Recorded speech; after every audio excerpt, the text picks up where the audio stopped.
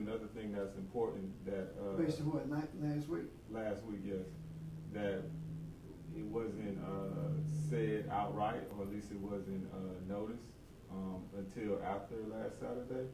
But not to be nervous about the situation and anxious, and still to be relaxed at the same time, because that's very important. And I don't even know whether the thought that we have of missing it is nervousness as much as it is the uncertainty that we have to get rid of. And you know, I would agree with that.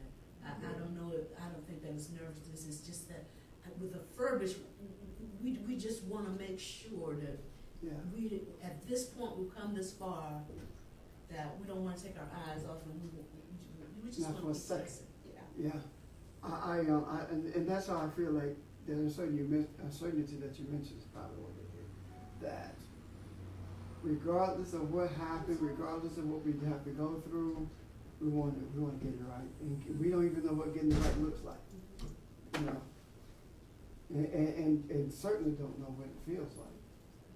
But I do think that good morning. I think we will know, and the reason I think we will know is because there's no doubt with me anyway that if not all of us, some of us have experienced the opportunity before, and it doesn't matter if out of the 12, 13 of us, if only one has experienced it before, that one would make sure that the rest of us, you know. So, and the more those things, the more those things come to being, the closer they become, rather, the more I begin to hear about and read about scientific achievements that points directly to what we are doing. And it's almost like, since I know what it is, Barb, you know what it is? The rocks are crying out. Because the church won't do it. It's through astronomy and archaeology. They're literally crying out. Yeah, that's what's happening. Not just figuratively, because they're revealing what's in them. That's right. And they're beginning to see like what was that, 2003 or 4 when they saw what the Dogon said, that there were 2 moons. Was it Saturn that has 2 moons? Cyrus 1 and Cyrus 2. It was Cyrus 1 they knew about, but Cyrus 2 they didn't. But the Dogon for centuries have been talking about the 2 moons, and they just found it. So those kinds of things. The other thing that is interesting to me that I've not yet been able to quite understand is that if the Earth is a planet and it has an effect on us, then why not the other planets? So the question would be, what effect the other planets? What kind of effect? What they do. But how so? Because if everything is connected in the universe, there's no way. And the effect it may have, more generally, might be on the planet itself, which does not mean it doesn't have an effect on us. It could be that the bigger effect is seen on the planet because of its obvious size, but yeah, I believe it has an effect on us. There's a song that talks about the sun waiting, the morning sun. Yeah, you familiar with that? Moving in its circuit in the morning, and being one with the morning star, something to that nature. I can't remember the song, but if that is the case, if that is the case, then then the morning star is Venus, and the sun is masculine.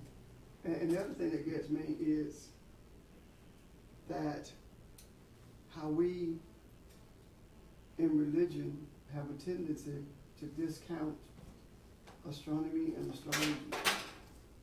But every day that's a major day with the church is based on astrology. Easter is the first Sunday after the last full moon, and it is before, what is that? The spring? It's before the spring? Yes, it is. Spring. And then Christmas is after the winter solstice. So all of it is based upon astrology and astronomy. And when you look at the cherubim in Scripture, it says it has the face of an ox, the face of an eagle, the face of a lion, and a man. Now the ox is Taurus, lion is Leo, and what's the eagle? Anyway, but you see, so all these things are connected. If you look at the 12 tribes of Israel and look at their flags that they put up for recognition of each tribe, all of them are there in the astrological chart. Manasseh was the twins, Joseph's twins, wasn't it? And that's Gemini. So everything is there. But we are in denial, not so much because we are ignorant of it, but we are in denial because we have been taught to be in denial, and we have not began to look deeper into the things that really exist in terms of the Scripture relating to those things that we're in denial about. I didn't find that. I think that particular scripture you were talking about, but I found 148 and 3. Praise ye him, sun and moon, praise him, all ye stars of light. That was the one. Okay, so no. Okay, I'll find it. It's in a book I was reading. I just have to remember which book I was reading. Eagle is associated with Scorpio. Scorpio. It's associated with Scorpio. Okay.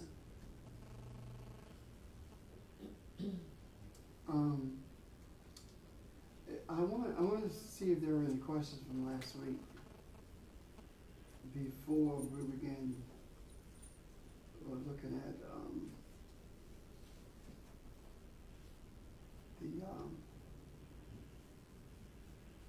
second verse in the first chapter of Genesis. Are there any questions from well, I guess probably wouldn't be now because we don't know what we're talking about, right?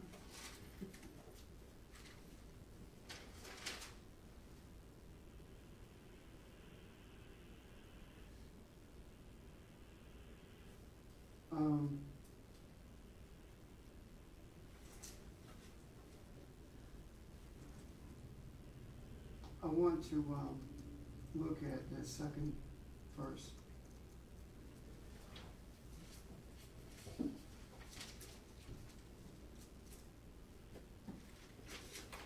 Genesis 1, 1, 2. the first chapter, second verse.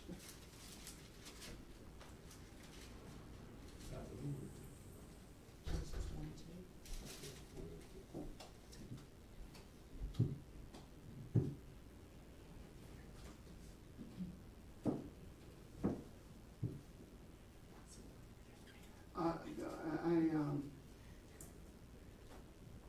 It says that, and the earth was without form and void, and darkness was upon the face of the deep, and the Spirit of God moved upon the face of the waters.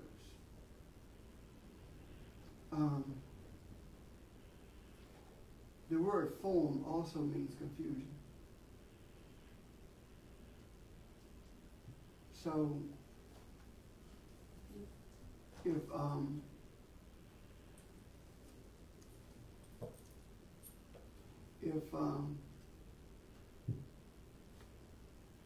Elohim came out of beginning, it means that Elohim was shaped by beginning, right?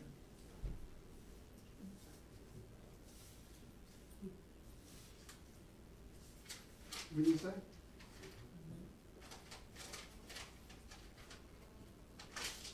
So, if Elohim came out of the beginning, Elohim was shaped by beginning. And what I mean by shaped by beginning, I'm talking about how we are supposed to shape the lives of our children. You know how we say we shape it. And their lives are shaped based upon not their experiences, but their lives are shaped based upon our experiences. And then they begin to have their experiences. Can you see that?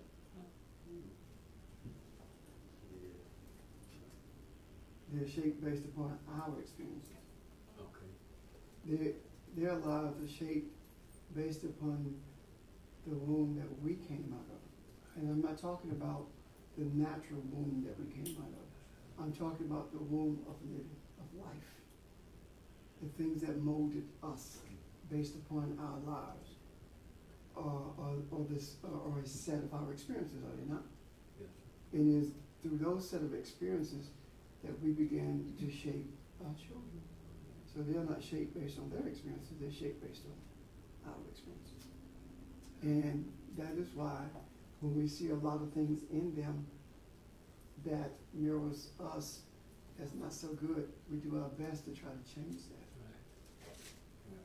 Or we fight it rather than admit that where it came from. Right.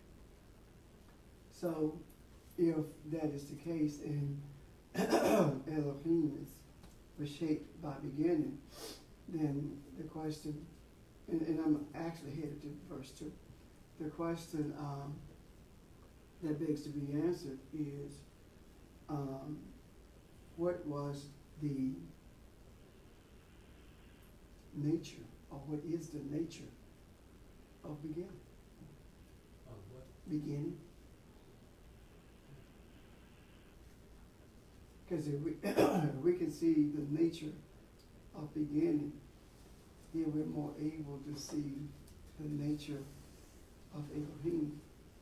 And in seeing the nature of Elohim, we can see the nature of everything that came out of Elohim. Does that make sense? Yes. So, what is the nature of beginning?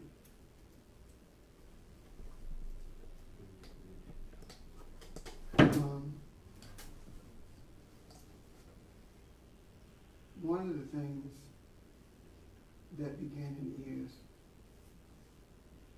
is the principle of everything that is, or it is the womb of everything that is. So, if it is the principle of everything that is, then a principle is a concept, isn't it? Yes. Isn't it not? Yes, sir. It's a concept. So, if beginning is a concept, and the concept of beginning emanates from Ein Sof, or the creator of everything that is, or the source of all light, or the source of everything that is, then the concept of beginning begins to explain itself when Elohim is shaped by it, because everything else that is emanates from that point of existence, does it not? Am I making sense? So are you saying then that out of no thing, we begin to see the a reflection of what no thing is through the form that begins to, not for lack of a better word, form that the character of Elohim takes?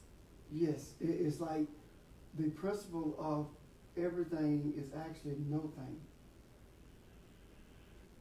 Can you see that? Mm-hmm. The principle, now mind you, I did not say nothing. No. No thing. Let me give you an example of that. If we were to take all the components that that chair is made from and lay them in the floor, something would be in the floor, but it would not be a thing that's identifiable. But once we take what's laying in that floor and molds it into a chair, then from no thing came this thing. Can you see the principle now? Yes. Does that make sense? Yes. So, from the concept of everything that is, came everything that exists. There had to be a concept, there had to be a thought before anything could come into existence.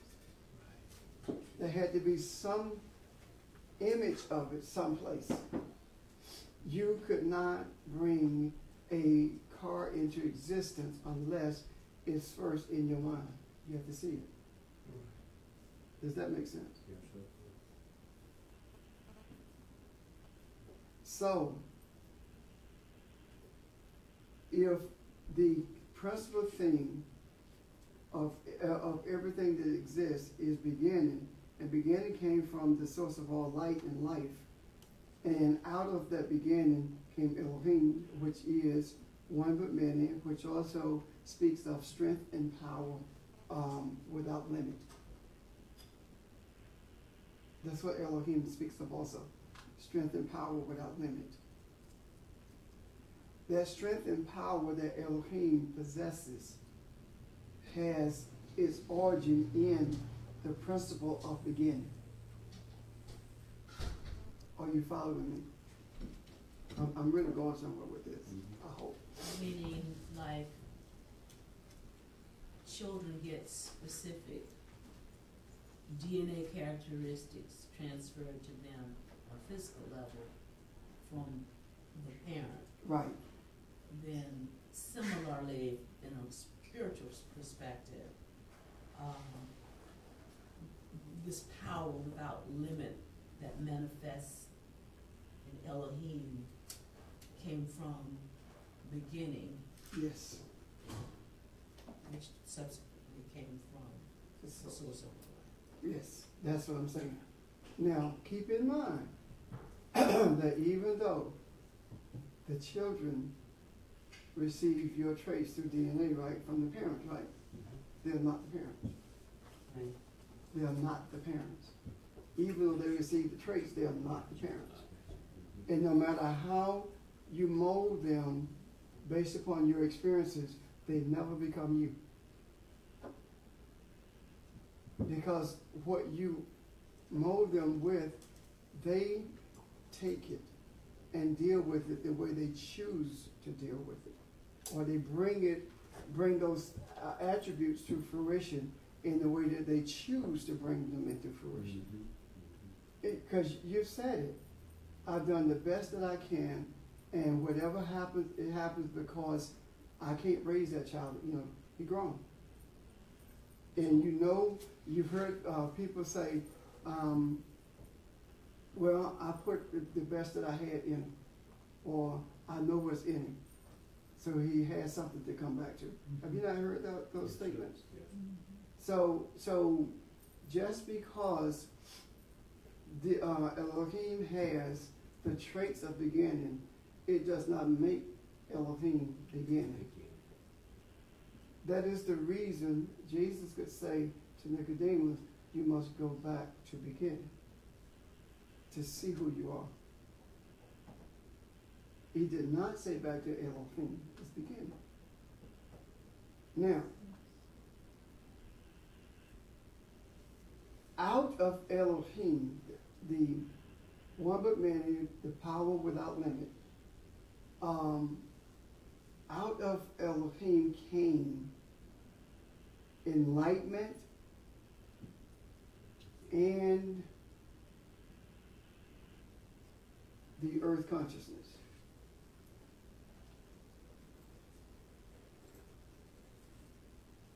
And it says that earth became confused because it says that the earth was without form. Form also means confusion. It has no shape, no direction, no order.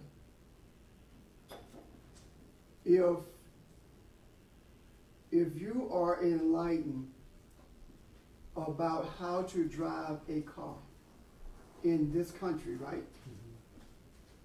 Then if you go to England and drive the way you drive in this country, you are creating confusion. Can you see that? Yes, sir. So the enlightenment, the thing that we think is enlightenment, if America is considered earth and England is considered heaven, then if we look at those for examples and see that the driving in America is not really what driving is supposed to be, but we think it is. And when we get to England where driving is real and we try to do the same thing, we have to be reoriented, so we're not. Right. Now, if you take that and make applicable to it the idea of religion, as long as we were being indoctrinated, taught, or whatever in terms of the principles of religion, we felt that they were the right way. Did we not? That was our enlightenment.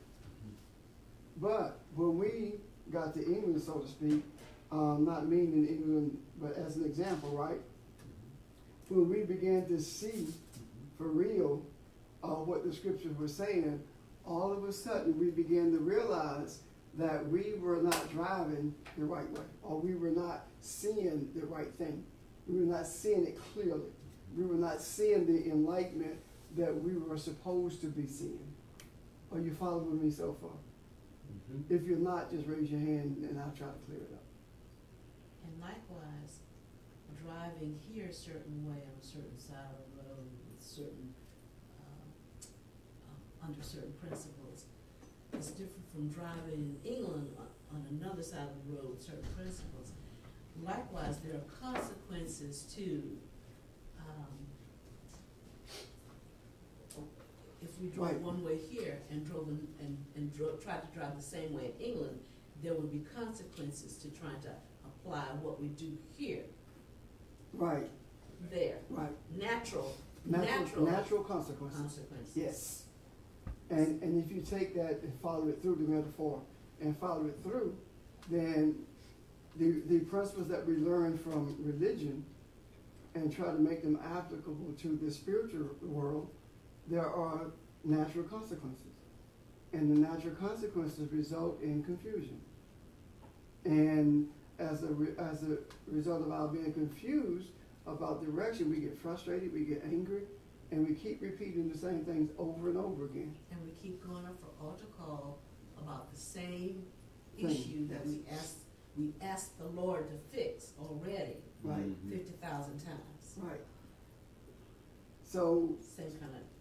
it's same principle. And if you really think about it, the metaphor that we're using here in terms of religion and spiritual driving in America and England, if you look at those, you can apply them into anything in your life. Because that's what we are constantly doing. We are constantly taking the principles that we have been shaped with, and we're trying to experience them in the way that have been told that we're supposed to experience them. That's why we go to altar call, because we're told that God go fix it, right? And when you go to altar call and the situation remains the same, now you begin to get what? Frustrated. Okay. You can take that to work. You can take it to your home. You cannot deal with religious principles and expect spiritual outcomes. It's not going to happen. You cannot deal with religious principles and not have the expectation of religious principles. You can't have the expectation of spiritual, of not having spiritual consequences, because it's coming. The spiritual principles do not change simply because of you. They don't change. There are opportunities wherein the spiritual will express something we call mercy, meaning that it allows you, meaning the great I am, allows you to escape for a period the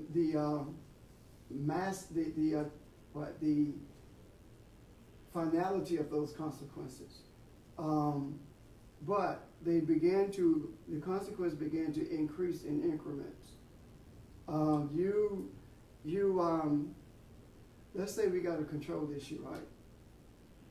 And you went to the altar and turned it over to the Lord, like we've been told. That issue stays there, doesn't it? Mm-hmm. And it gets worse. But the spiritual principle says that recognize it, embrace it, and move beyond it. How? By reminding yourself every time that comes up, you know what? This is the control issue. This is not me. You got it. These principles are established right here. Right here in front of us. These principles are established from beginning. And they are seen through Elohim. That is the reason we can safely say that Elohim came from beginning, but Elohim is not beginning. And the thought pattern of Elohim, or the principles of Elohim, are seen in heaven and earth. They're not seen in us yet. Can you see that? Heaven and earth are concepts. Hello? Got it? Mm-hmm. They're concepts, right? Yes, sir. So, where do these concepts of heaven and earth come from? Where do they come from? What is their origin? The origin of them is Elohim, right? Which means that if the origin is Elohim, then these concepts have in them power, the potential, I should say, for power without limit. And it also has in it the potential for the development of other concepts outside of the heaven concept. And the other concepts of which I speak are the concepts that are in the earth consciousness. And if we develop concepts from the earth consciousness, then we develop concepts that look like they're enlightenment, but they're actually confusion. What do you mean? Religion comes out of the confusion. Okay. The concept looks right, don't sit on the communion table, sounds good. Mm-hmm. But when you look at it from a spiritual perspective and see that it does not line up with what's in the scriptures, all of a sudden you see that's not light, that's darkness. Can you see that now? Yeah. So we have opportunity for these concepts. We have opportunity to take these concepts of enlightenment and the concept of earth and do with them as we choose. And both of those concepts have power. Both of them has power. That is why the Tower of Babel could be built. And I don't mean physically built, of course, but that's why it could be built, because there is power. Man can do whatever he puts his mind to. They have power. Mm-hmm. And we are many times are in denial of the power that these concepts have. If they don't have power, then why is it one of the most difficult things to do is to show someone what the truth of the scriptures is, and then they still travel the same road that they have chosen to travel, as opposed to seeing, everyone with whom you speak who is serious about their religious beliefs, if you ask them, are the scriptures truth? They will tell you yes. Do you believe what's in the scriptures? Yes. Do you believe it from Genesis to Revelations? Yes. Then when you begin to point things out to them that is contradictory to the religious principles that they hold dear, what happens? They forget about what's in the scriptures and they hold on to what? The religious concept, do they not? Yeah. They let everything go except the religious concept, don't they? Yeah. So what's being the foundation that is being laid here is the foundation of who we are. It's a conceptual. Well, let me erase this and do it over here. No. Okay. Go ahead. Maybe later. Okay. The foundational. This is laying a foundational concept for us to understand who we are and to understand our origin. That's what this is. If we can grasp the sense of beginning, and I want you to understand something.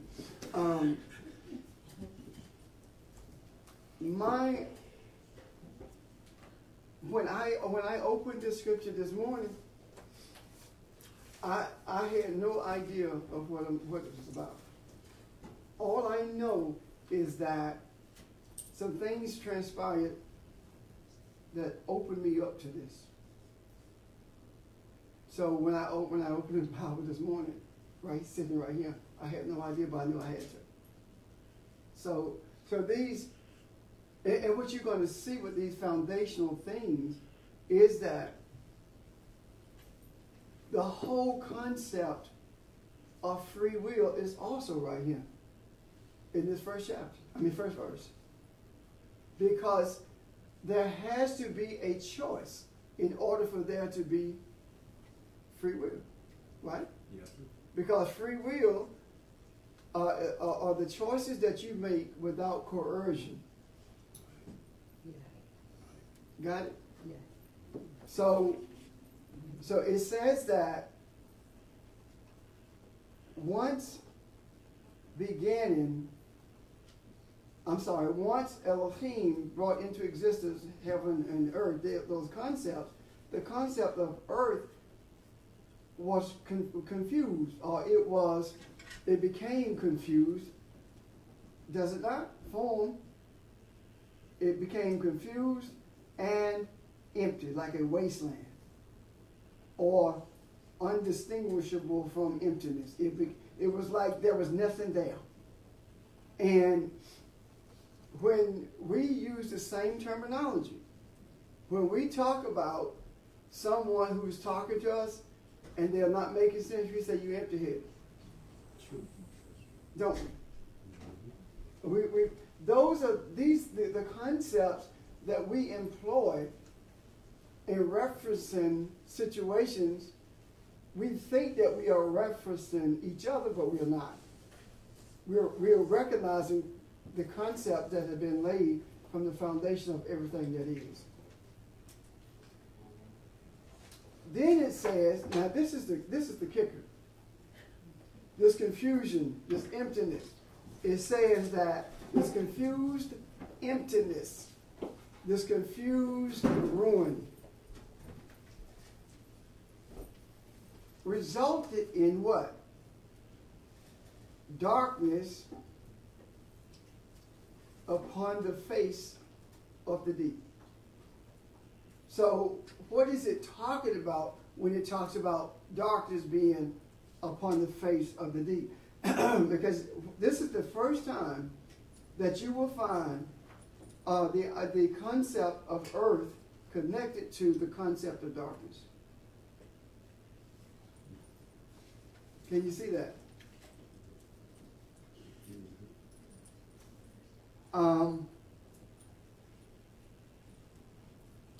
Darkness is the place. I'm sorry. Maybe I should say this. Darkness is the result of the confusion. Darkness results, confusion results in ignorance, doesn't it? Ignorance does not mean dumb. Ignorance means that you're not aware of something. So confusion results in unawareness, does it not? Yes, sir. So the confusion is what brought about the darkness. And it was upon the face of the deep. And face talks about what? Presence. And I'm going to probably need quite a bit of help when we look at the idea of deep, because it talks about a pit, an abyss. It talks about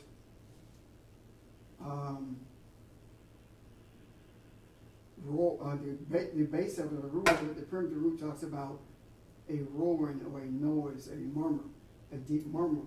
So it's talking about the ignorance or the unawareness is upon the face or in the presence of this deep pit, or it is this pit. The darkness is the face or is the presence of the abyss, the pit. Ron. When you think about face, you think about if you want to know where people are. Like you look out here and you look at faces to see if we're getting this. So face sort of gives you your answer.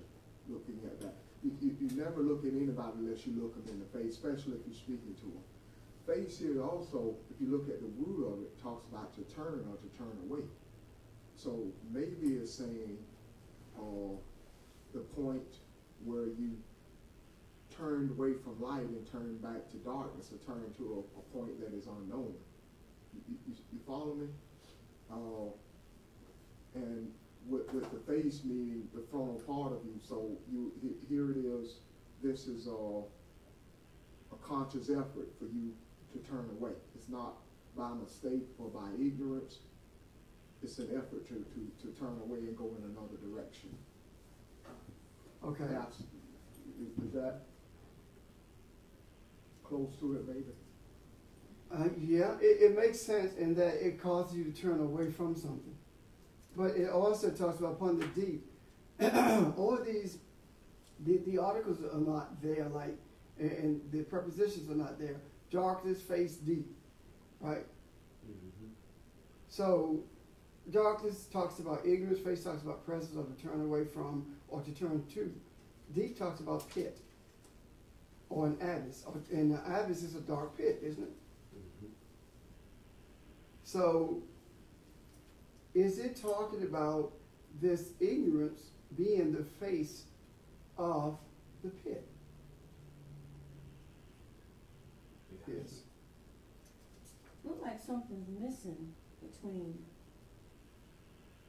and the earth was without confusion and emptiness, and then it says, and confusion was upon the. Yeah, okay.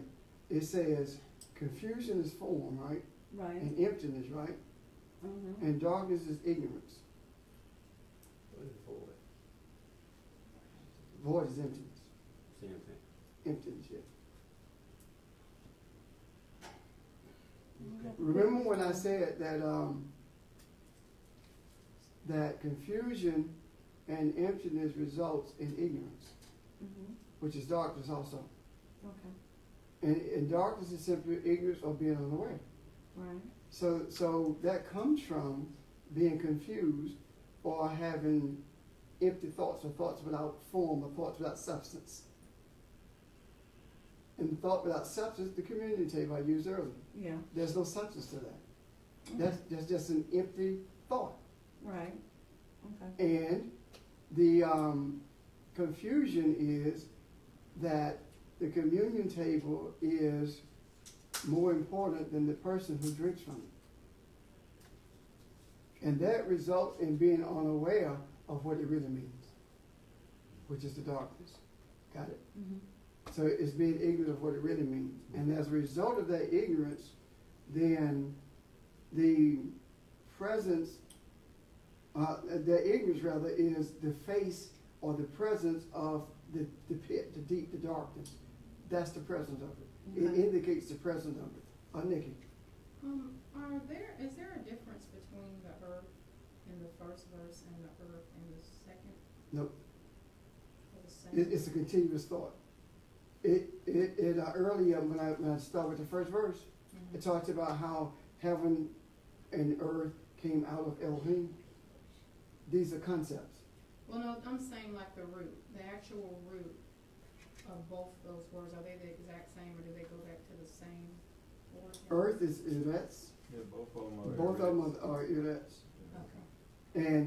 And what it's doing, what's actually happening, is that the idea of the concept of earth is being explained. The root of where earth came from, this earth consciousness, its origin is being explained in verse 2. So are we talking, when we say earth here, we're not talking about The physical. earth as a symbol of the physical? No. Okay, We're talking about concepts. all right. Yeah. We also talked about the concept of heaven and earth being likened to the concept of masculine and feminine energy. Right. So, from a spiritual perspective, in verse 1, he created heaven and earth. He created that which gives and that which receives, in a sense. And in actuality, if you look at it from the perspective that Bob just presented, what you will find is that there is both masculine and feminine in heaven, and there's masculine and feminine in earth. And you find the masculine in the earth in Adam, being created from the feminine Adamah, earth, ground rather, which is the portion of the earth, the dust of the ground. And I don't want to get into that because it can be confusing. But looking at it from that perspective, though, created heaven and earth, it looks like there's an abyss between verses 1 and 2. What do you mean? A gap. Created heaven and created earth. What happened between verses 1 and 2? Because then, I mean, the original creation from beginning was heaven and earth. Right. And then, all of a sudden it says then, but the earth was confused and in chaos. And, I mean, it's almost like there's part of the story that's missing. Like there was a rebellion of sorts. A catastrophic event that took place. Something is missing But before the earth. before verse 2. Yeah. Well, right, because if Elohim came out of the beginning, why would Elohim create something that was full of confusion and darkness? So you can have free will. I'm wondering if But this. I mean, why would he initially create that? So you can have, because he knew what the end was going to be. He was running on. See, he knew what, if my objective is to create somebody in my image, something in my image, then what is my image? Obviously, Elohim has the ability, or has the capacity to choose. And if I'm going to create something in my image, then it also has to have the capacity to choose. So why wouldn't it be? So in creating the capacity to choose, if it's light and darkness, I create light and I create darkness, as is said in Isaiah, by the way, so that you can choose light or you can choose darkness. You can choose heaven or you can choose earth. But where is the light part in here? The heaven, Mayim, Okay. that's the light. I'm just confused. So and not as a separate entity in and of myself, but that on a greater scale there's light, and light shared itself, and then the shared light, or the little specks of light, is what created the chaos, not necessarily the origin itself. See, let me back up, because you weren't here when I talked about this.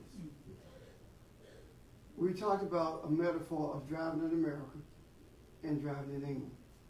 If you believe that the way you drive in America is correct, then that's your light. But when you get to England, that's the real way to drive. Now, that's confusion. And as a result of that confusion, you go get consequences. So now you got to make a decision. Either you're going to continue in that confusion of driving the way you were driving in America, or you're going to conform to the way the driving is in England and avoid the consequences. England is the light, America is the darkness. So we're not talking about the breaking of the vessel yet. We're talking about the formation of the light itself and the formation of the earth itself. Heaven and light are the same thing. They're the same thing. Heaven is the source of enlightenment. We got to get out of our heads that heaven is a place for dead folk. That's not what he's talking about. We got to get out of our head. Earth is a place that this celestial bowl that we walk on. That's not what we're talking about at all. That's not what we're talking about. We're talking about we're talking about these entities from a purely conceptual perspective, okay? And there's, at this point, there's no such thing as shared light. The light is not being shared at this point. When you were carrying Nathan, you could not share Nathan with anybody. But once he was born and you began to mold him, now you can share him with other people. You can talk about him, how he acts, what he does, and you can let them see for themselves, can't you? But you couldn't do that while you was carrying him. And before you even knew you were carrying him, he was there. But he could, even at this juncture of his life, he cannot produce specks of light. In other words, he cannot reproduce after his own kind at this juncture, because he's not mature enough yet. So that's where we are, at the immature stage. We're not at the stage of sharing light. We're not at the stage of reproduction of the own kind of the entity. We're at the foundation of everything that is. We are not even thought about yet in terms of our thinking about us. So is this like the womb being prepared or being? The womb is already, the beginning is the womb. Okay, yeah. Okay. And out of that womb came Elohim. Okay. And if the beginning has a womb, then Elohim does too. Okay. And when we talk about Elohim having a womb, the whole idea of male, feminine, and masculine energy, that's what we're talking about. When we talk about Elohim being one but many, but at the same time, power without limit, that's what we're talking about. Strength without limit, that's what we're talking about. So this is a foundation of who we are. This is where we came from. Right now, if I were to ask the average child about their origin, they would talk about slavery. the average African American child would talk about slavery. Because we don't see beyond slavery. Our origin is not slavery. But when we talk about it, none of us really get in depth of talking about the journey from Africa. We talk about the journey from the plantation. That's because we don't know We who don't we know are who and we where are. we came from. Yeah. And we're ashamed of it. For the most part, we don't want to talk about Africa because we have been taught that you play in the race card. So that minimizes our discussions of it. And if you can use that for a metaphor and look at this, we're talking about the foundation of your origin. The foundation, beginning with Africa would be beginning for us, if we use the metaphor, and we will be Elohim coming out of the womb, and out of us came many, right? Right. So that's what I'm talking about. Got it, Nikki? Okay. So Maybe we keep talking. from this figure right here, then, what I was trying to do is conceptualize as you were talking. From that figure right then, heaven and earth really should be, like in parentheses, heaven should be beside enlightenment, and earth should be beside earth consciousness. Right, Okay. right. Both of which have access to the strength and power of Elohim, because both emanated from Elohim. Okay. Yes. All right, so And the reason that the strength and power, that both have strength and power that emanates from Elohim, but the reason that the enlightenment or that the heaven always win is because it is in line with what it's supposed to be, as opposed to creating what you want it to be. If we were in a battle and I told you these are the tactics we're going to use, and you decided to use the tactics you want to use, that weakens not only you, but me too. Okay. So I have to find a way to overcome that. So I have to send someone to reinforce where you are so that that doesn't happen, or I have to wait until you get killed so we can go ahead and do what we're supposed to do. Again. See, it doesn't mean you didn't have power. It meant that the power you had was used in the way you chose to use it, as opposed to the way it should have been used. And that weakens it. Can you see that? That is no different than us saying that there is strength in numbers. But the strength in numbers is only strength when the numbers are on the same page. If we are not on the same page, it doesn't matter if we're not on the same page. There were 7 SEALs who held off a company of soldiers when they invaded Grenada. 7, because all of them were on the same page. It doesn't matter if you're not on the same page. You can have 1,000 people. If you're not on the same page, you got what? Confusion. And confusion is what weakens you, isn't it? Yeah. That's why there is such strict punishment for disobeying orders on the battlefield. Because you bring about confusion and the result is disastrous. Does that make sense? Yes. Can you see? So when we talk about, and then we sit back, and we are the ones who are searching for light, the ones who desire to see who we really are the ones who embolden the darkness. We make it strong.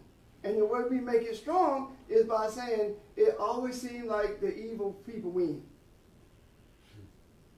That's how we make it strong. We give it life. We give it strength. It seems like the more you do the right thing, the less you accomplish. When you do the right thing, success always evades you. You see what I'm talking about? We give that strength, not realizing that victory in the in the world of confusion is not the same as victory in the spiritual realm. It's not the same. Because if it were the same, then Jesus lost. Because they killed him. You see what I'm talking about? Yeah. So what's the difference? They thought that he had lost, but he won because he held to what he believed. Cross is, if you look at the primitive root for cross, it talks about to stand for something, or to take a stand. So it's taught he took a stand for what he believed, and it seems as though he lost, but he didn't. Why? Because here we are, 2,000 years later, still talking about it. So he didn't lose. Does that make sense? The same thing with Martin Luther King. He didn't lose on that balcony. Because the results is us. So we have to have a complete paradigm shift when we begin to talk about the concept of heaven and the concept of earth. The paradigm has to shift. Because think about it this way. We are supposed to dominate the earth, right? Right? What does that mean? What does that mean? Come on, help me. What does it mean to dominate? To set boundaries. You're supposed, yeah, supposed to set boundaries. Set boundaries for it, right? So we don't let the confusion flow into the light. We separate the light from darkness. We keep it separated. We don't allow the confusion to dominate our lives. We dominate the confusion so that we can minimize the adverse effects that it has on others who don't understand the power of it. And we do that. How do we do that? When the temperatures were like 110, 114 degrees, and the decision was made, this got to stop. It wasn't for me. It wasn't for you. It was for everyone. So everyone received the benefits of it, but prior to that, they were receiving the adversity of it all. Can you see that? Yes. So we are the ones who have to make that difference. Guess what? Even though there is the consciousness of earth in me, even though there is confusion with me, it was the prevailing light that brought that to the forefront, allowing it to be what it was supposed to be, dominating the earth. Can you see that? Yeah. So it's very, very difficult for us, to shift gears on the fly.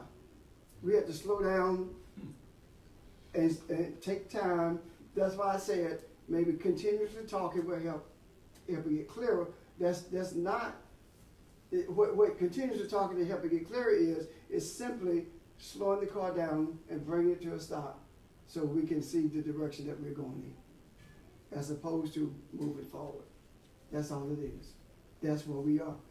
And what confusion doesn't slow down because it doesn't want you to know what it is. It doesn't.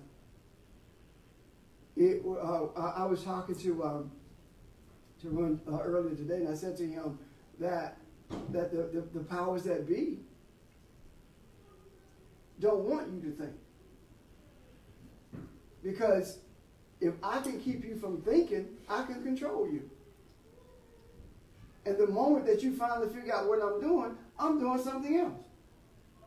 And because you don't think, I can convince you that the thing that you're upset about doesn't exist anymore. That's in the past. So we don't want to talk about the past. Is that not what happens? Yeah. True.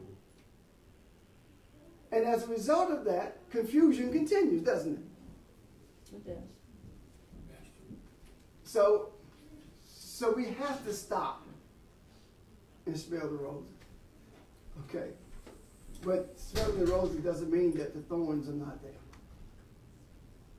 Questions, comments, Ron? I want to go back to heaven and earth. I kind of see it a tad differently, but I think I'm kind of saying the same thing you're saying. You tell me if I'm not. Metaphorically, I see it as Barbara said, male and female. And the example is man and a woman in the earth. But if they never find each other, let's say their whole purpose is to reproduce. They can go in the earth and do 10,000 things, but if they're not reproducing, they're not doing what they were intended to do. They're not coming together to do what they were intended to do. So, on that regard, the male and the female were not together here. There was no life being given. For example, another example is when you have a thought and you're confused by it, and you sit down, go to a corner, you sit down and think about it, and you relax, say, okay, I know how to do this, and you let it come to you. That's the heaven and the earth coming together. The life that comes from it, or the light that comes from it, is the answer that you get, the solution that you get that comes from it. So every time we do that, but every time we go the other way and run from it, say, you know what, I'm confused, you get angry, you get frustrated, that's creating the void. That's furthering the darkness. Okay, well, I'm not saying anything differently. Okay. The only thing I'm saying is this. Heaven and earth both are male and female. Just like you are male and female. Mm. Right now, you're receiving. As I speak, right? That makes you what? But all I'm saying is one is dominant in one direction or other until they come together and they recognize it. And I'm saying that the femininity of you becomes dominant when you allow it to. The masculinity of you is dominant when you allow it to. That's what I'm saying. I'm saying that heaven has the potential to dominate earth if we allow it to, because we were told to dominate. So when light prevails in us, then we're dominated, we're setting the boundaries for the earth consciousness. However, when confusion abounds, then we are bringing confusion into the place of light. That's what I was in a setting, and in that setting, I was asked what would I do about a situation had I been there the previous night. What had transpired the previous night, some guy had come into the setting, and he had begun to talk about how wrong the church is because of the heathenistic celebrations that they have, Easter, Christmas, etc., and calling Halloween the fall festival. And he dominated the whole setting to the point where they actually asked him to leave pretty much. But he did not come back the second night. I was asked, if you had been here, how would you have handled that? And my response to that was, even though he was telling the truth based on what you were telling me, I would not have handled it the way he did. And if I had been in the setting, I would have said to him, this is not the place or the time for that. Neither is it the method you should use to get your point across. Now, what did he do? He had an opportunity to infuse confusion with light. Mm-hmm. But he chose to take light and confuse it in the minds of those people. Yeah. Because once he began to tell them how stupid they were, once he began to tell them how backwards they were, they shut down. So now you got light, but it's not going anyplace. Can you see what I'm saying? Mm-hmm. So I'm saying, I think we're saying the same thing in that both of these, both male and female, feminine energy and masculine, exist in both. It just, our free will determines what we produce. Can you see that? I agree. Okay, our free will determines that. Now, that is the reason you don't see the scriptures really talking about what people are doing who are not engaged in religion. We talk about, in church, what do you talk about? the world. What they call the world? The Secular. drunks, crackheads, prostitutes, etc. Right? Mhm. You don't see that being engaged the way it is engaged by the church in a negative way. You see them being brought into the fold, don't you? Yeah. So the ones who actually determine the direction of mankind is religion and the seekers of truth. That's who determine. Politicians do not determine the direction of mankind. They don't. And as long as we believe that, we have abdicated our responsibility. We are the ones who make that determination. And if we, seekers of light, don't make that determination, don't believe that, then religious confusion is the one that guides it. Think about it this way. The whole thing about the female reproductive system is coming from Catholic bishops and evangelicals, which is religious thought, is it not? If those people were to change their direction and say, you know what, we were wrong, guess what? The politicians change. Don't they? Yeah. So it is not politics, it is not economics, it is not socialization that determines the plight of mankind. It is religious thought versus the thoughts of spirituality. Can you see that? Yes, sir. Hello? Anita? Yes. Okay. Now, that's how it has been from beginning. There is a segment of mankind who doesn't really care. And that segment of mankind that doesn't really care, that segment is a segment who's tired of it all. And you have been in that place too. It might not have been with the church or with religion, but there are things in your life where you say, I'm just tired of it. I'm fed up. I'm walking away. I'm not dealing with it anymore. Mm-hmm. That's where the bulk of mankind is when it comes to the ideas of spirituality or truth. And that is the reason men are able to say anything they want and get away with it. Because nobody is, quote unquote, fact checking them. Nobody really is going in the book. And then because of the popularity of the confusion, when you put the truth out there, it is overshadowed by religion. So what is the remedy for that? The remedy for that is for us to make sure that there is so much light in the earth realm until it cannot be avoided. How do we do that? We don't do that by falling on our face and praying for the aperture to open so light can flow through. We do that by becoming light. That's how we do it. Jesus did not fall on his face to open up anything, did he? He just did what he did and believed what he believed, did he not? Yeah. Last weekend, one of the questions that was raised at the beginning of the teachers' meeting, or whatever you want to call it, conclave, and Ron raised the question, what do we believe? What do we believe? And after all the discussion that we had, that discussion led to one thing that we believe beyond anything else. In all circumstances and situations, we are Elohim. We have to believe that. If we don't believe that, then we've already lost. Questions? Does that make sense? Come on, help me somebody. Yeah. Do I need to do this? Barbara Jean, what is it? No, you got some stuff over there. No, I'm just processing. I'm just processing. Okay, I saw you over there comparing notes and stuff. Yeah, I'm processing through the notes. Okay, show me.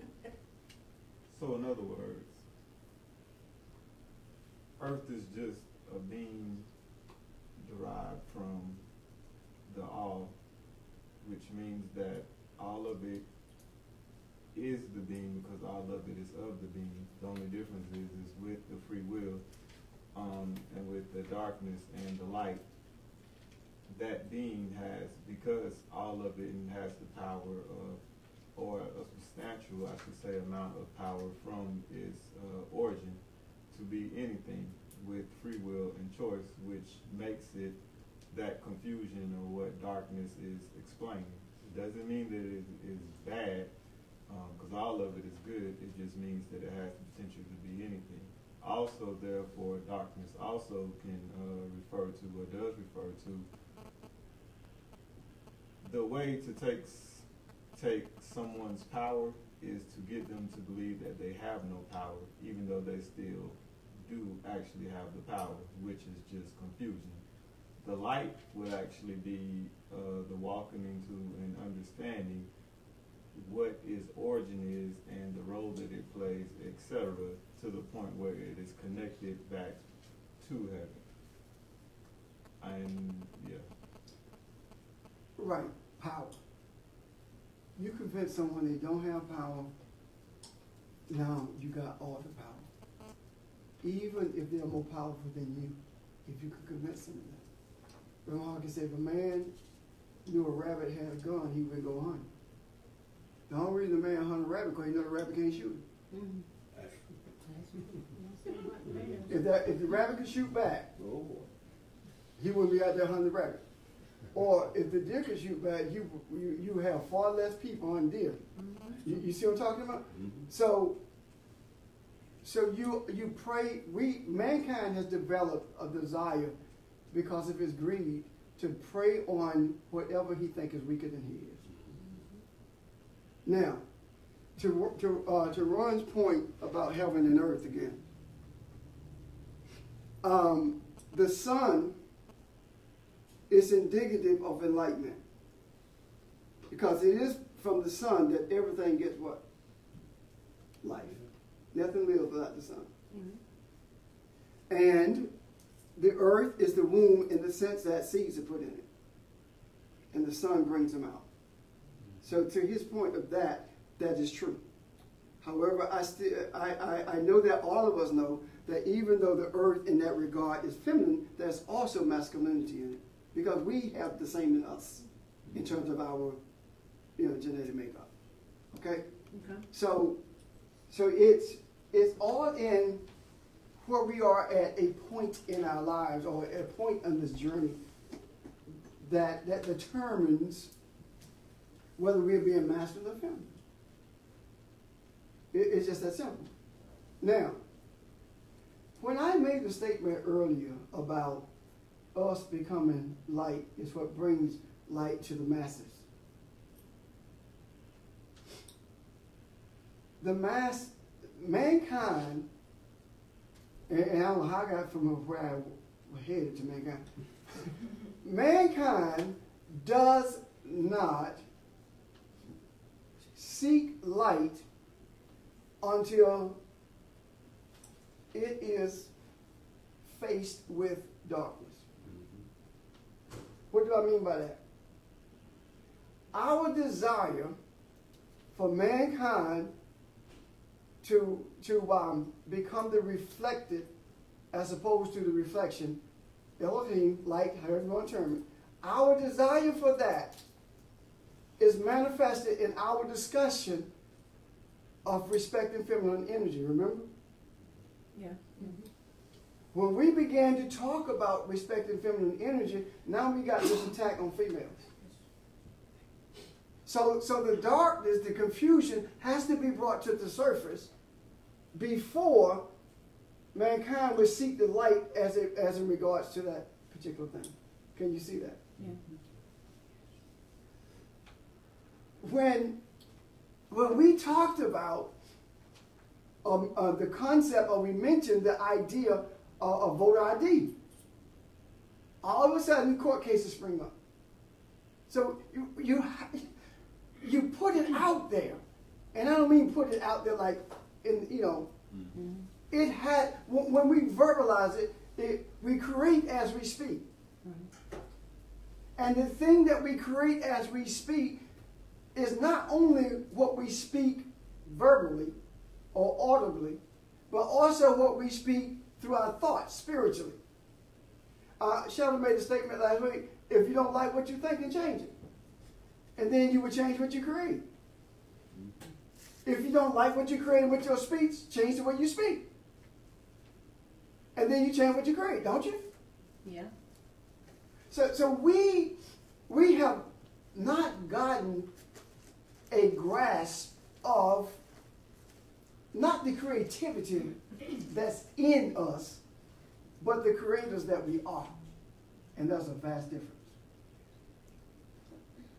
What is, I guess I can only speak for me, but what has really made me hard, what made me see the spiritual, hard to see the spiritual concepts is I have to remember that everything is about concepts, right? Yes. And that's why it's hard for me to grasp sometimes what you talk about.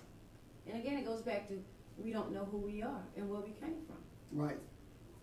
Well, you said something that brought a little bit of clarity to me, and I feel the need to share. You just said that because it came from, and I'm paraphrasing, from a source, even though we project male or female, we still have to be both, and it took me back to, I'm a spiritual being, an androgynous being. That's who I really am. Yeah. But I projected myself into this earth as a female because there's something that I have to bring balance to my male and femaleness. I had to, maybe I've been overusing my nurturing side, and now I have to bring it in balance with my male side. So I always have to remember that I am an androgynous being. I'm a spiritual being. I've only projected into this earth as this to grow spiritually. And that's a good way to put it, being projected into the earth. Because none of this is real. All of it is what we have projected to be. And the reason we are so powerful in doing it is because of our origin. We can do anything.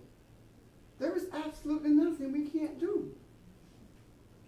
I mean, think about it. Ron was talking the other week. We were sitting at the table, and I just remember because we sit some at different tables. And we were talking about the iPhone, the iPhone 5. And he was talking about how there were lights on the end, and you could come up from the phone and do that, and there's your screen, and do the same thing, there's your virtual keyboard. How did you do that? We can do anything.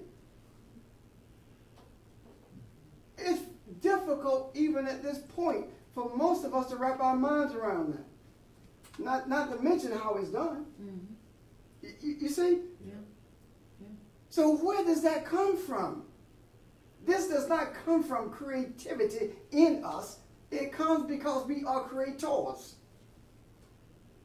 And we say it all the time. You create the world you live in. You created that mess, now straighten it up. Don't we say that? All the time. All the time. Yeah. A different way of looking at it is how we look at words and letters.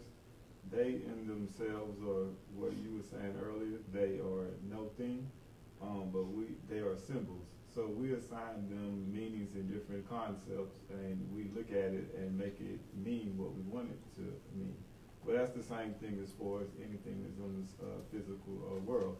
We look at it and we determine what everything is, what we want it to be, and we can control that because we can at the same time actually look at it as being the opposite, or saying or having a thought of it being the opposite as well.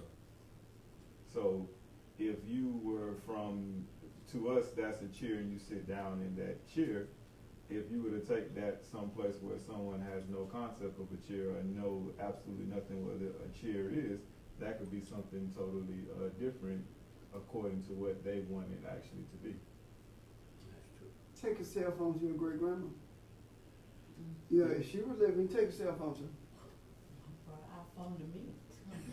Yeah, I mean, think about it. Yeah. They talk about email to them, you know. Yeah.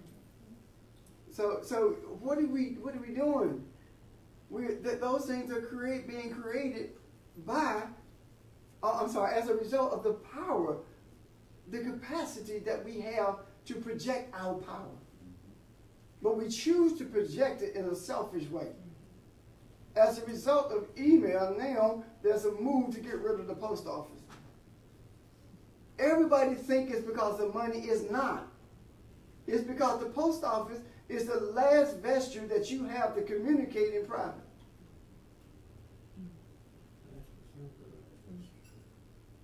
Nowhere else can you communicate in private other than the post office. Your letters. That's why it's being destroyed. So everything can be manipulated and controlled.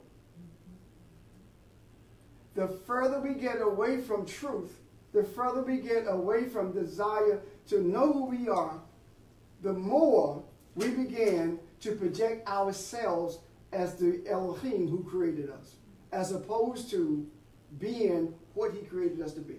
Can you see that? Yes, sir. We choose, what we are doing, we are choosing to define the principles of Elohim as opposed to being defined by the principle of Elohim. Can you see that? Do you understand what I just said? Say it one more time. We define the principles of Elohim. In other words, we describe who Elohim is, right?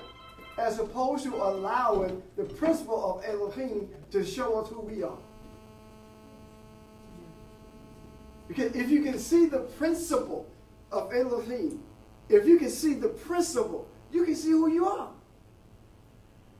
I made a statement the other week about the eagle at Great New Faith saying, you know, if you can see that principle, that if Elohim is an eagle and we are chickens, and here Janice recognizes who she is, and she's in this pen with us chickens, and she sees that she's different, but she doesn't know how.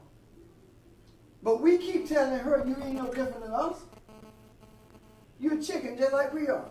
Mm-hmm. And she keep believing that.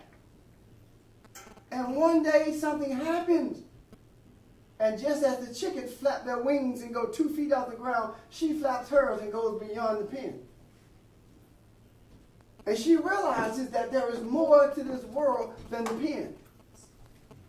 She realizes how different she is than the chickens are. But yet, she is uncomfortable being different because she doesn't want to be alone. She doesn't want to be excommunicated from the group. So she lands back into the chicken yard. And she began to scratch with the chickens again. But something happens to her. She cannot get out of her mind what she saw when she flew above the pen. So she tries it again, and this time she sees the whole farm from her vantage point. Because she realizes she can see further and clearer than any chicken could ever dream of seeing. But she hides it because she's ashamed of it. So she goes back to the chicken yard and tries to be a chicken. And one day, And then the chickens pecker and go. she says, the heck with it. I can't do this anymore. If you want to be as I am, you have that opportunity. Mm-hmm. I can't do this anymore. And guess what she does? She flies out of the pen. And now, rather than being in the pathway of a storm and being destroyed on the ground, she flies above the storm and allows the storm to carry her. Now, instead of her scratching in the dirt for food to eat, she swoops down and chooses what she wants to eat and takes it back to her nest. Now she lives in lofty places as opposed to living in a chicken yard in filth. That's who we are. If we can see ourselves in that regard, then we will understand that we are scratching in a chicken yard in the midst of darkness and ignorance and filth and those things that is unbecoming to who we are. We are above that. We are stronger than that. But as long as we believe that we are chickens, we will remain chickens. Or if she had allowed someone to crop her wing while she was on the ground, she would have a desire to fly, but she wouldn't be able to fly. that is the same as us allowing religious concepts to keep us in check, even though we know that they're not right, that there's something greater. Does that make sense? Yes. Can you see this concept? Yes. This is the concept that we have to allow to define us. Following that metaphor, when she chose to be with the chickens, she identified herself as a chicken. Her creator didn't, she did. And even though the other chickens knew she was different, they wanted to make her a chicken. I never will forget, when I began to see differently in the scriptures, they knew that I was seeing things that were there. They knew that I was different. They would call me on the phone, ask me questions, but instead of an opportunity to help other people see, they always said, he's different. He don't want to be with us. He thinks he's better than you. Attempted to crop my wing, and one day I made the statement, to hell with it all. And I walked away from it. And from that point on, not only do I see the chicken yard and the whole farm, but I also see the earth as it really is. And I also know that storms cannot destroy you unless you choose to allow them to. I also know that everything is seen clearer when you're above it as opposed to being in the midst of it.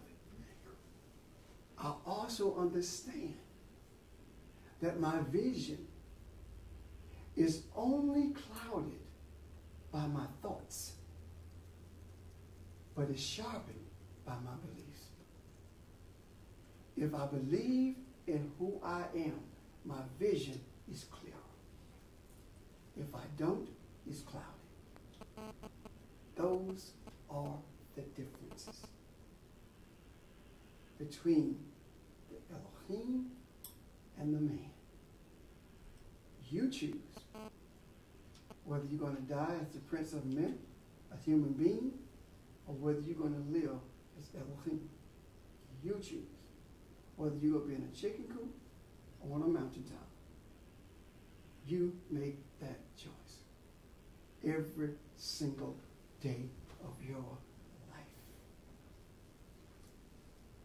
Whatever it takes for me to ascend to the mountain to see, so I can come back and help you to see, I am willing to do it. Whatever it takes for me to allow myself to be a mirror, or any of these teachers to be a mirror for what we are, not supposed to be, but for what we are, I'll do it. Why? Because at the end of the day, the only thing that will survive is our desire to be the reflected as opposed to the reflection. Everything else is diminished. That's the only thing. Only thing. Sheldon gave an example of the words just being no thing. You take all those words and take the letters, take E-F-I-L and put it in a jar, it means nothing. But when you put it together, L-I-F-E is life. So it's confusion in the jar. That's where we are, y'all. Sure. Conceptually, you just explained that also, but it also can be looked at on a psychological standpoint as far as everyday being.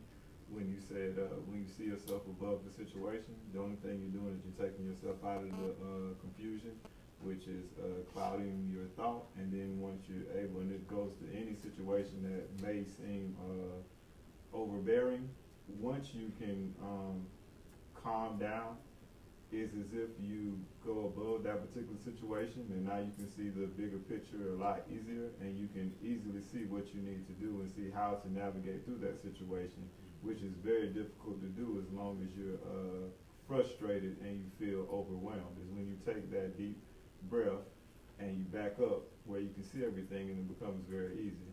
and it's the same concept because you know who you are and you see yourself. When you take that breath, you see yourself being above the situation. You see yourself as, okay, here's a way that I can get through this. I just need to figure out how. It's not that this situation has overtaken me or has complete power over me and there's nothing that I can do about it. And rising above it does not mean you're superior to anyone, but it means that you're superior to the circumstance. Got that? Too many times we submit to circumstances and situations because we have convinced ourselves to rise above a circumstance or a situation is to project ourselves as being superior to the carrier of that, the person. That's not it at all. It's you understanding that you are superior to any confusion because you are order, you are light. That's who you are. So superiority does not even come into play at all. As a matter of fact, the description of becoming the mirror for everyone to see is just another way of saying that you are a servant to everyone who can't see. Think about it this way.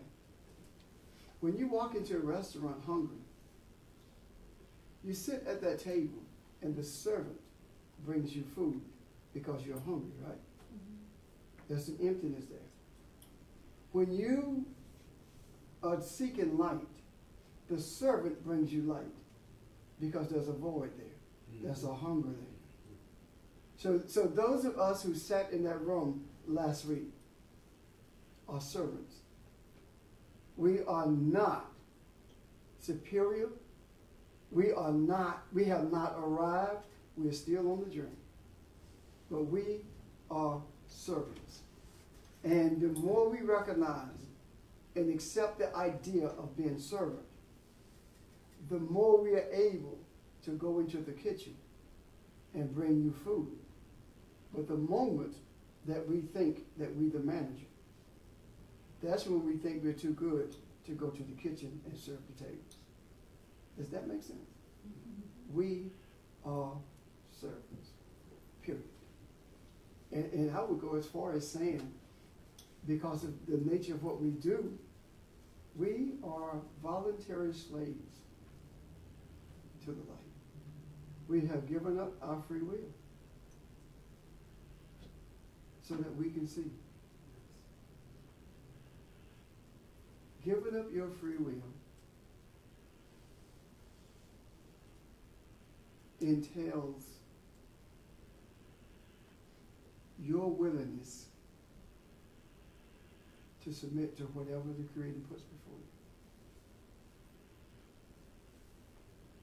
you. And some may think you can't give it up. Yes, you can. You can submit your free will. If it's given to you, you can give it. Father, whatever you want me to do, I'll do it. Doesn't matter what I go through in order to get where you want me to be, I'm willing to do it. That's submitting your free will, isn't it? Yes. Isn't it? Yes. And when you do that, it's very, very difficult. The difficulty in it is not in saying it. The difficulty in it is accepting what comes your way as a source of strength and light, regardless of what it looks like. Because nothing is designed to destroy you. Everything is brought to you to strengthen you. Everything. Everything. Question. Go ahead, Larry. In other words, when you do that, what you just said a minute ago about giving it up, you're actually more freer than you ever were. Yes. You really are? Yeah. See, freedom does not mean you don't have boundaries. Right. You understand that? Freedom doesn't mean that you can do anything you humanly desire to do. And I put human in there for a specific reason. Freedom does not mean that you're not a slave. doesn't mean that you're not a servant. It doesn't mean that you're not in bondage. The question is, who you desire to be in bondage to. That's the difference. The light. The light. If we allow the light to set the boundaries, then that means that we'll always find ourselves in situations and circumstances that are confusing. If you are the source of order, you need to be in a place where there is disorder. The first place of disorder where you will find yourself is you. You will never be able to bring order to any situation for anyone else unless you could bring order to you. How many of you have had thoughts running around your head and it just wear you out because you can't shut them down? Mm-hmm. Just thoughts. And the moment that you're able to shut them down, it's like you feel light, a relief, and a release takes place. Now you're able to sleep. Isn't it amazing that if thoughts are running around in your head, it's difficult to sleep? Yes. So we take a pill to go to sleep rather than deal with the thoughts that are keeping us awake. You see where I'm coming from? Mm-hmm. Deal with what's keeping you awake. Because the pill doesn't deal with it. The pill simply puts a Band-Aid on it, and it simply gets worse. Just deal with the thoughts that are keeping you awake. Find some sense of balance, and that will deal with the noise that's in your head or in your mind. Rick? Pastor, with the disorderly and trying to deal with it within yourself, and I'm taking this to a kid's level. My kids they got me disorderly right now. I'm right along with them lately, and I've been trying to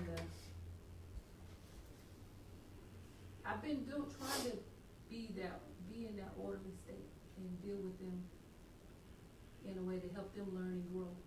But it's like they're testing me, and it's getting intense. They testing And the I feel boundaries. like I'm stepping out of that where I know I should be, and I need to get back. Now, I do understand. You're not the only one. That's what I'm about to say. I've heard this several times. You are not the only one. For some reason, and I don't mean that in the sense that everybody goes through what you go through. What I'm saying is that there is a phenomenon that's taking place now. And that phenomenon is being played out in our children. And it is confusion, restlessness, disorder. So you say, well, where does it come from? It always, not always, but most of the time it's reflected in the most vulnerable, the most impressionable. If you look at the earthquake in China, the drought in the Midwest, the floods in Australia, all of these things that are confusing, all of the chaos that we are facing in this nation, politically, economically, etc., it's being reflected in the most vulnerable. They don't know how to act. That is the reason you got to tie a knot in that rope and hold on. I thought you was going to say something. And resist the desire to join. But it's real. Not just mine too. You know, I work in the school. Yeah, And I'm seeing it's just so kids. heavy, even in the pre-K. It's just like, wow, what is happening? That now again, let's go back to what we said earlier. Mankind does not look for light until there is darkness. So the more we search for light, the more that's going to surface. And that's what's happening. And it's affecting the most vulnerable. So how you deal with it in the home setting, how you deal with it in a classroom setting, is going to determine how it's dealt with in homes and classrooms. You see? So you have to hold on and get through this. And you will. You will. Any questions? This is real. This is no plaything. This is not some philosophical stuff that tickles your mind and makes you feel good about yourself. No. No, that's not what this is. This is life itself. Because light is what? Life. Questions? Comments?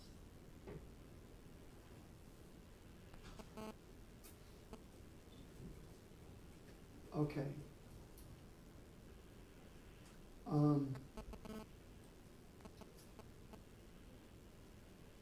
Last week, most of you know that we met or came together as teachers.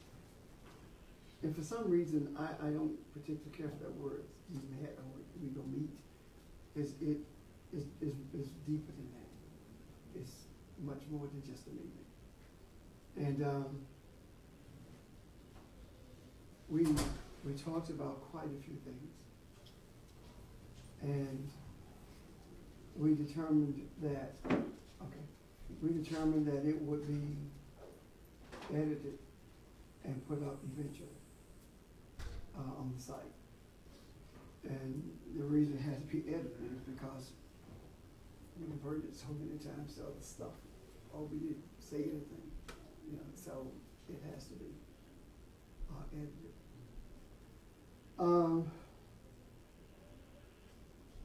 If there are any more questions, I'm done. Maybe one day I'll get to that second verse. But it does no good to go to the second verse if we don't have some understanding in the first. It does no good to go to the second word if we don't know what the first is saying. So that's imperative. Okay? Are we done?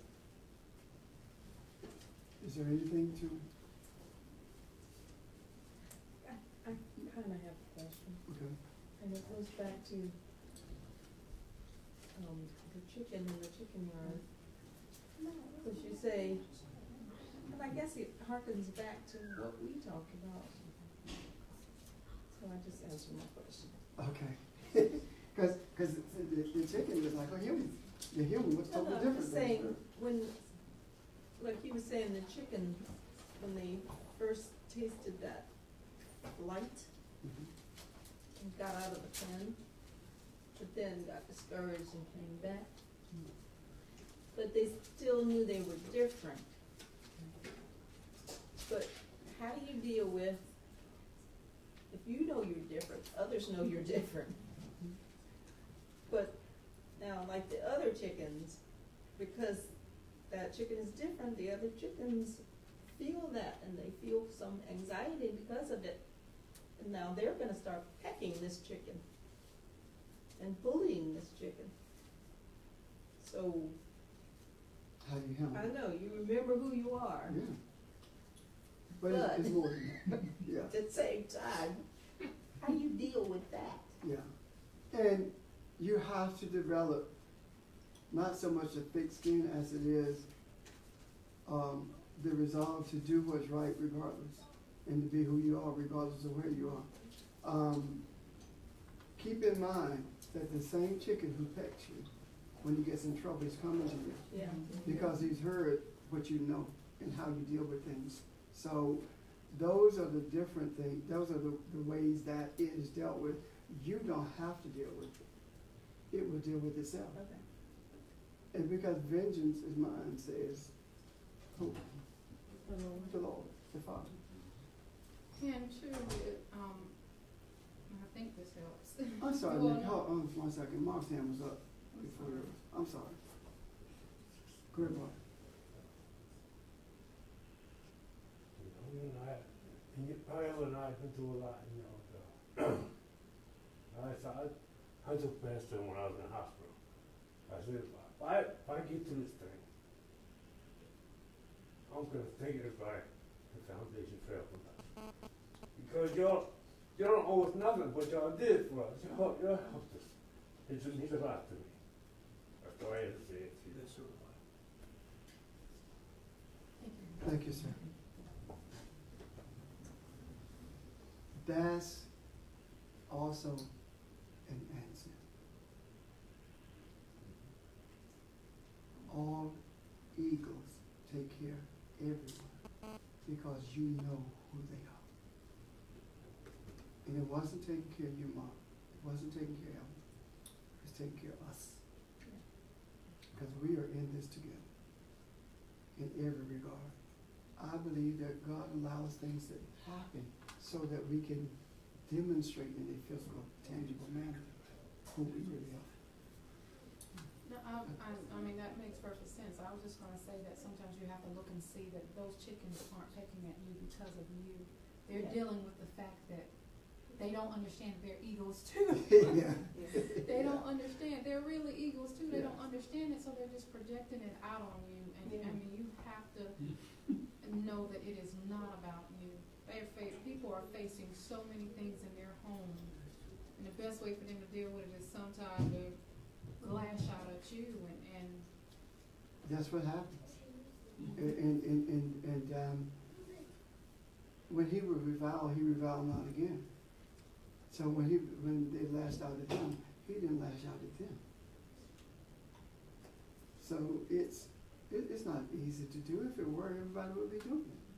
But it's something that we have to become aware. We don't have to learn it. We already know it. We just have to do it. Because we are who we are. Okay. What is it, baby girl? What is it?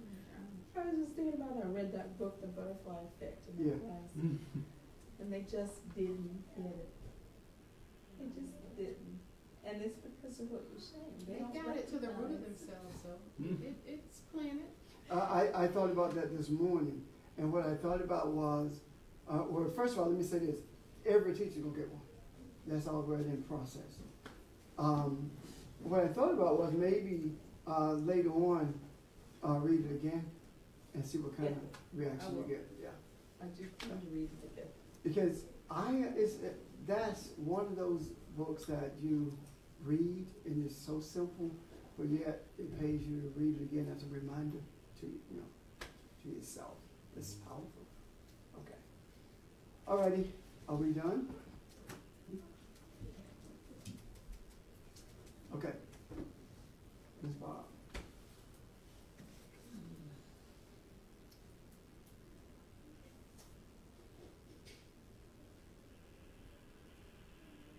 We must choose to order our thoughts.